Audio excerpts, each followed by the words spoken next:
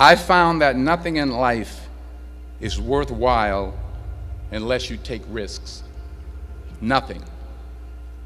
Nelson Mandela said, "There is no passion to be found playing small and settling for a life that's less than the one you're capable of living." Now, I'm sure in your experiences in school and applying to college and picking your major and deciding what you want to do with life, I'm sure people have told you to make sure you have something to fall back on. Make sure you got something to fall back on, honey. But I never understood that concept, having something to fall back on. If I'm going to fall, I don't want to fall back on anything except my faith. I want to fall forward. I figure at least this way I'll see what I'm going to hit. Fall forward. This is what I mean. Reggie Jackson struck out 2,600 times in his career, the most in the history of baseball. But you don't hear about the strikeouts. People remember the home runs. Fall forward. Thomas Edison conducted 1,000 failed experiments. Did you know that? I didn't know that. Because the 1,001st was the light bulb. Fall forward. Every failed experiment is one step closer to success. You've got to take risks, and I'm sure you've probably heard that before, but I want to talk to you about why that's so important. I got 3 reasons, and you can pick up your iPhones. First, you will fail at some point in your life. Accept it. You will lose. You will embarrass yourself. You will suck at something. There's no doubt about it. And I know that's probably not a traditional message for a graduation ceremony, but hey, I'm telling you, embrace it, because it's inevitable. And I should know. In the acting business, you fail all the time. Early on in my career, I auditioned for a part in a Broadway musical. Perfect role for me, I thought, except for the fact that I can't sing. So I'm in the wings, I'm about to go on stage, but the guy in front of me, he's singing like Pavarotti. He's just, and he's just going on and on and on, and I'm just shrinking, I'm getting smaller and smaller. So they say, "Oh, thank you very much, and you'll be hearing from us." So I come out with my little sheet music, and it was Just My Imagination by the Temptations. That's what I came up with. So I hand it to the accompanist, and she looks at it and looks at me, and looks out at the director, and was like, ah. So I start, I'm going to sing.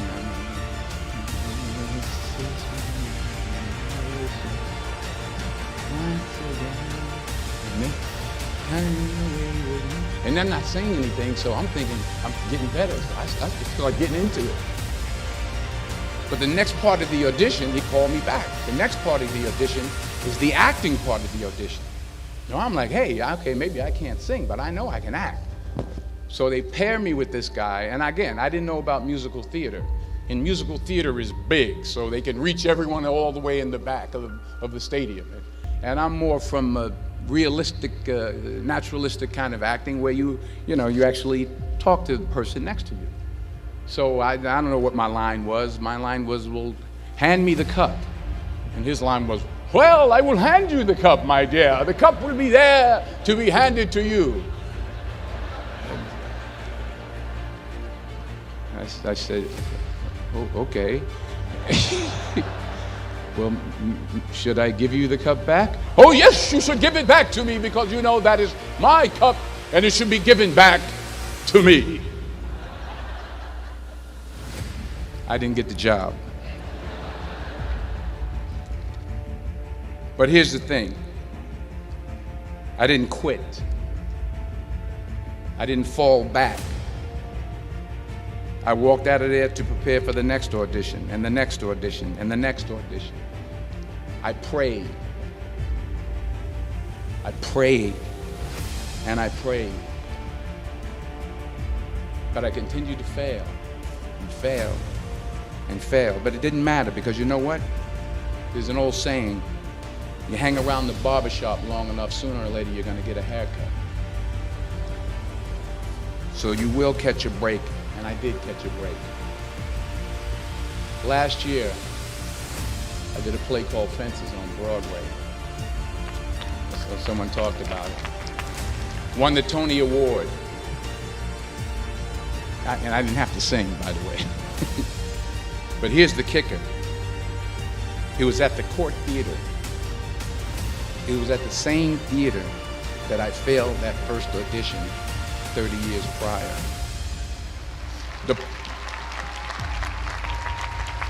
The point is, and I'll pick up the pace, the point is every graduate here today has the training and the talent to succeed.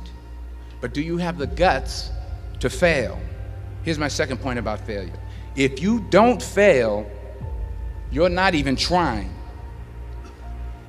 I'll say it again. If you don't fail, you're not even trying. My wife told me this great expression. To get something you never had, you have to do something you never did. Les Brown's a motivational speaker. He made an analogy about this. He says, imagine you're on your deathbed, and standing around your deathbed are the ghosts representing your unfulfilled potential. The ghost of the ideas you never acted on. The ghost of the talents you didn't use. And they're standing around your bed, angry, disappointed, and upset. They say, we came to you because you could have brought us to life, they say.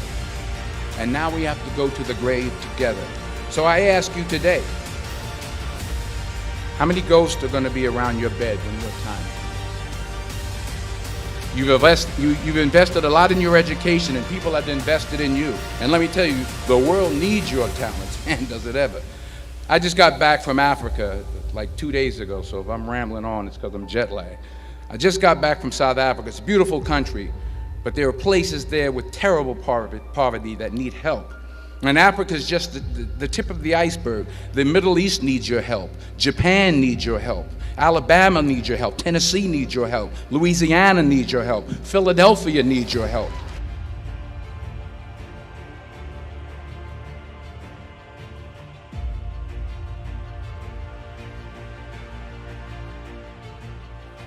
The world needs a lot, and we need it from you. We really do. We need it from you young people. I mean, I'm not speaking for the rest of us up here, but I know I'm getting a little grayer. We need it from you, the young people, because remember this. So you got to get out there. You got to give it everything you got, whether it's your time, your talent, your prayers, or your treasures. Because remember this. You will never see a U-Haul behind a hearse.